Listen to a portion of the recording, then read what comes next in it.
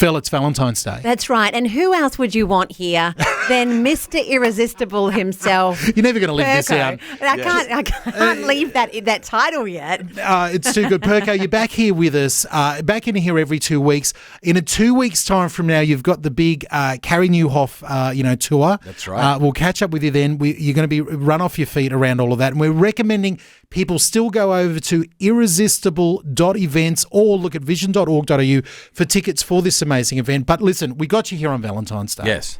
We got to talk about it.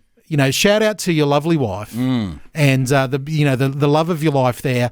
Obviously, for two people in Christian leadership like the two of you, it's always roses. Always. It's You don't do much work, so you're just sitting around. Right. You must be on dates all the time. Well, I'm basically playing golf most of the week, and then I just speak on a Sunday because I think that's what every how it pastor works, does, isn't it? right? Yeah. No. Sorry, we've offended every pastor everywhere. We know that is tongue in cheek. We know that's not true. Not true at all. Well, 25 years ago, almost.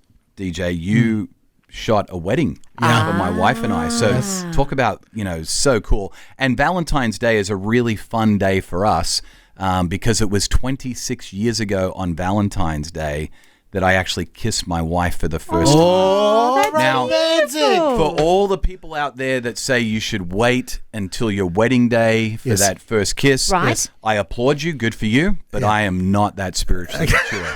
So I kissed my wife on Valentine's Day. We got engaged a little later and married later in the year. Yeah. And now, the kids are doing well.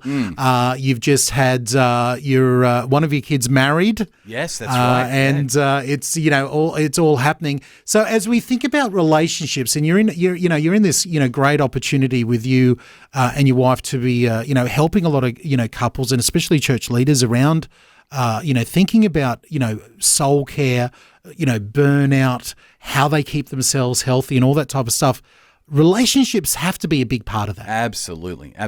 And I think, it's kind of cliche, but the central relationship is your relationship with God. Mm-hmm. And if that's in a great space, then it's going to have an impact on every other relationship, including the spouse relationship or your relationship with your children and so on. And I think one of the things I struggled with for many years in my relationship with God is that I knew that God loved me. Right. Like I knew that. So much so that he would send his son to die for me so I could have a relationship with him, not just now, but forever. Yeah. But I'll be honest with you guys, I didn't know if God liked me. Really? I seem knew that like he a loved likable me. guy. Well, I've done a lot of things, Fel, that are not that likable. Really? And even though his love covers a multitude of sins, literally, does he really like just hanging with me? Wow. Yeah. Is that something he likes to do and he wants to do? Like, I love it. And I would oftentimes, show up as if God was on my back porch and asking him for all of the things that I needed to get done for him for the day. Like, hey, God, beginning of the day, want to get a bunch of things done for you because I think that'll help you to like me more. Yeah. And it's almost as if I discovered along the way of soul care, like, he's not worried about the list. He'd love to just hang out on the porch all day together because he actually likes being with me. It's like the Mary and Martha, isn't it? Totally. Which of those two was he the most thankful for? Yeah. It was the one who just sat and was at his feet and spoke and talked and related with him. Yeah. And you know what's interesting about that story? I'm so glad you brought that up, Phil, because they're like some of my heroes of the faith, Mary and Martha.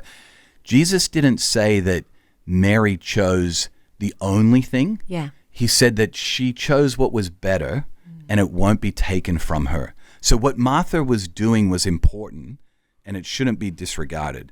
But what Mary chose was just better. And so I think to myself now, I think he just likes being with me. And we might get some things done throughout the day together, but that's not, in his mind, what's better. Of Mary sitting at the feet of Jesus, just absorbing the stories, the wisdom and everything like that. But there was things to do on the list. And the good girl, Martha, was getting the things done. Obviously an older sibling to a younger sibling. And look, I think you're telling us by that tone that there's one of those people you relate with more. I read that story and go, Mary, there are things to be done over here. What are you doing? Dishwasher hasn't been unstacked. Yeah, you can hang out with Jesus once everything is done. So I feel for Martha because I'm like that in my heart of hearts. I want to be the good child. I want to be that older sibling with the prodigal son and say, hey, Dad, I've been working in the field all the time. I relate to those characters all the time. And I hear you because sometimes I know what it's like in a family. I have lots of family members that I love. Do I really like them? Do I like to spend time with them? I've got a question for you, Perko. Yeah. Because it sounds like you have been DJ in the past, but you've travelled to a place on steroids. Really? Now that is scaring my mind. But let's take that to the side. You've obviously done. There's been a journey where you've gone from the I have to do for God to love me to actually I want to hang with God. He likes me, and I'm going to do life with Him. What was that journey like? What happened? Yeah, I mean, it's a continual journey. Yeah. And it's a journey, I think, for me, of identity. I think I thought of myself as His servant for a very long period of time, which I am, but I'm actually first His son. Yeah. And out of my sonship, out of my relationship with the God that actually not just loves me, but He likes me. Yeah. Like I love my boys, but I like hanging out with Miles and Zave too. I love it. And it's through that sonship that I serve Him, not being His servant that makes Him like me. Well, and then you go through the day differently, don't you? Absolutely. Now, I mean, I'm driving down here, and I know this is going to get weird, but let's get weird. I kind of think of abiding in Jesus as that kind of process of having that imaginary friend. 100%. You had that kid that at the playground when you were a kid was like, hey, you can't sit there. Sally's sitting there. That's right. And Give you me can't that extra see cupcake. Sally. Yeah. And I'm driving and Jesus is riding in the car with me. Yes. And before that, He was having a cup of tea with me this morning, early in the morning. And we just sat in silence together. I don't make Jesus a cup of tea. I don't go quite that far, but I probably should because it would help me to know His presence in the midst of the Marthering of the day, even when I'm serving Him. It's about a relationship with Him and being with Him. I was just reading a book over the break called Two Chairs. Yeah, it's a great book. And they would set up the chairs and he encourages you to actually go and sit and actually make an appointment like a time. And there is actually a chair there, a physical chair. And hey, I'm going to spend this time with God and I'm coming not to get the list ticked off, but actually to hear what God says, and it sets you up for the day. Ask for His wisdom. I've probably taken 2 chairs to an extreme. And I'm trying to lead a life that carries an extra chair everywhere. I love it. All throughout the day, even in the studio where we're sitting and we're talking about this, His presence is here with us. It's an awareness of that throughout your day. And great people I've heard who've been preachers, often that's where they come to, and that's been their goal, their prayer to God. Hey, God, make yourself so real that every moment of the day I'm aware that you're actually with me. I think that's the dream of walking with Jesus in loving union every moment of the day. Yeah, and I love that difference that you've brought out this morning about love and like. I know for some of you listening right there, you're going, oh man, that's really hit home. I'm going to struggle through that. I don't understand what you're saying. If people want to reach out to you, what's the best way that they can get a hold of you on social media? It's super simple. It's just my name with Perko in the middle. So it's Jason Perko Perkins on the web or Instagram, Facebook, whatever it is that you use.